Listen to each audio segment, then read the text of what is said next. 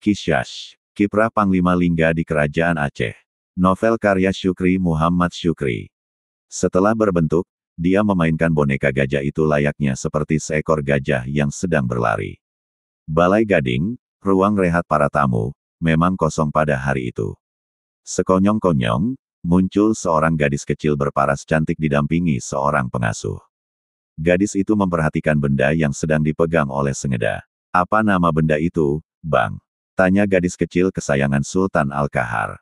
Ini gajah putih, Dik, jawab Sengeda singkat. Terjadilah dialog antara gadis kecil itu dengan Sengeda. Dia menjawab semua pertanyaan gadis kecil itu sebagaimana petunjuk benar meriah dalam mimpinya.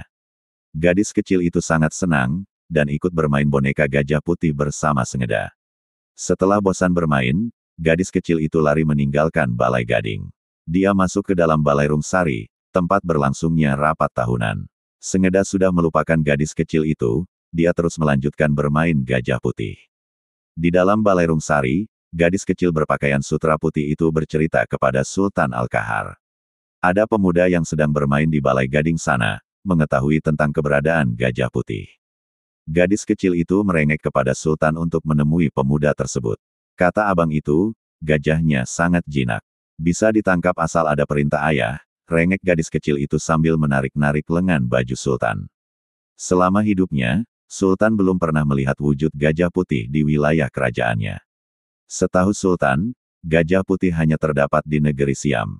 Sultan sesungguhnya tidak yakin, karena ingin meredam rengekan sang putri, diperintahnya pengawal menjemput seorang pemuda dari Balai Gading.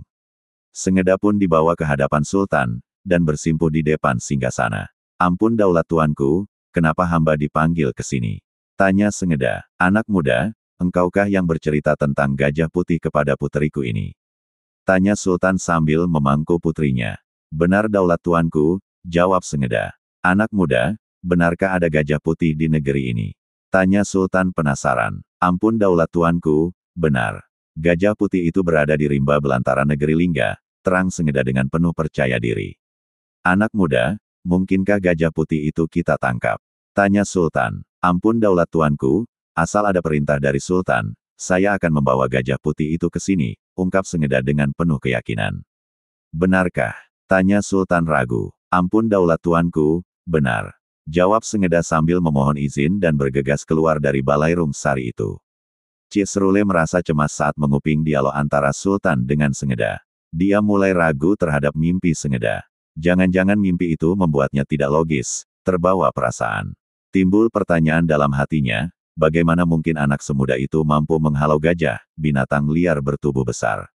Di sudut hati yang lain, Cik Serule percaya kepada keberuntungan yang selalu menyertai pemuda santun itu. Sultan Al-Kahar sangat terobsesi dengan cerita gajah putih yang baru didengarnya dari mulut Sengeda. Dia terobsesi ingin menambah koleksi 30 ekor gajah yang tergabung dalam angkatan perangnya dengan seekor gajah putih. Diperintahnya para raja yang hadir di sana untuk menangkap gajah putih. Siapa yang bisa menangkap gajah putih akan diberi hadiah serta kedudukan tinggi di Kerajaan Aceh Darussalam.